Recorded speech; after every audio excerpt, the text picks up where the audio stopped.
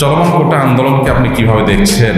আমরা এর আগে আমাদের একটা লাইভ অনুষ্ঠানে বলেছিলাম যে মৌলিকভাবে কোনো মানুষ পিছিয়ে আছে, দুর্বল, অসুস্থ, তাদেরকে ছাড় দেওয়া, অগ্রাধিকার দেওয়া এটা দোষের কিছু না, এবং সেই সাথে বিশেষ কোনো অবদান কেউ রেখেছে তাদেরকে প্রণোদনা বা বিশেষ কোনো সুবিধা দেওয়া এটা মৌলিকভাবে দোষের কিছু না।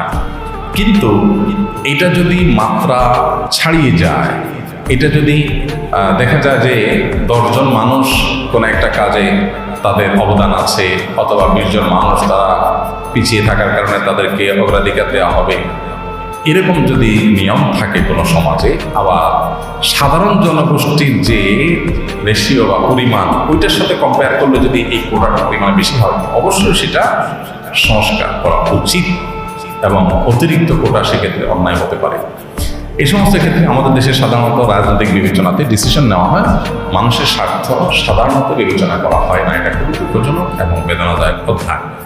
দেখুন, নবী করিম সাল্লাল্লাহু আলাইহি সাল্লামের সাহাবায়ে কেরাম যারা জিহাদ করেছেন বা যারা বিভিন্ন অবদান রেখেছেন দ্বীনের জন্য, তাদের আল্লাহর বিধান অনুযায়ী জিহাদ থেকে লব্ধ যে সম্পদ সেগুলো বন্টনের ক্ষেত্রে তারা ভাগ পেয়েছেন। এর বাইরে রাষ্ট্রীয় সম্পদ থেকে বা অন্যান্য কিছু থেকে নবী করিম সাল্লাল্লাহু আলাইহি সাল্লাম তাদের বংশধরদেরকে ফ্যাসিলিটিস দেওয়া এটা করেননি। আমাদের দেশে কোটার ক্ষেত্রে একটা জায়গাতে আমার গুরুতর আপত্তি আছে, এবং আমার আপত্তি করার কারণে হয়তো এক শ্রেণীর মানুষ তারা আবার সেটা নিয়ে আপত্তি করবেন। সেটা হলো, আমাদের দেশে মেয়েদের চাকরি দেওয়ার ক্ষেত্রে কিছু কিছু জায়গায় তাদের কোটা এত বেশি রাখা হয়েছে যে ছেলেদের মধ্যে বেকারত্বের পরিমাণ দিন দিন বাড়ছে।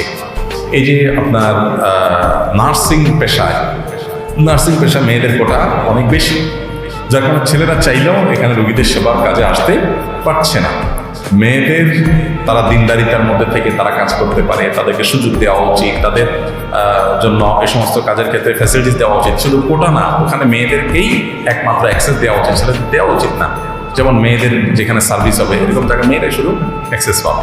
এটা ইসলামিক কথা বলে, এখানে পুরুষদের অ্যাক্সেস দেওয়া উচিত না। এখন দেখা যায় উল্টা করে ফেলানো হয়।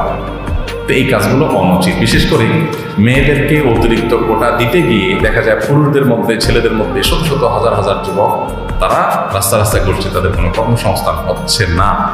একজন মেয়ে তিনি যদি ডিভোর্সি হন, তিনি যদি কোনো কারণে নির্যাতিতা হন, বা তিনি কারণে পিছিয়ে পড়া থাকেন বা অভাবী থাকেন, তার চাকরির দরকার হয়, তিনি চাকরি করবেন। আবার যে বললাম, মেয়েদের সার্ভিস রিলেটেড বিষয়গুলোতে মেয়েরাই সার্ভিস দিবেন, এগুলো ঠিক আছে, ইসলাম এগুলোর সাথে ইসলামের কোনো বিরোধ নেই।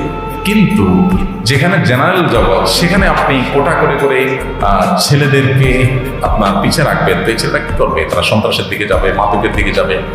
কাজে যদি ব্যস্ত থাকে তাহলে সাধারণত অপরাধ প্রবণতা মানুষের মধ্যে এতটা থাকে না।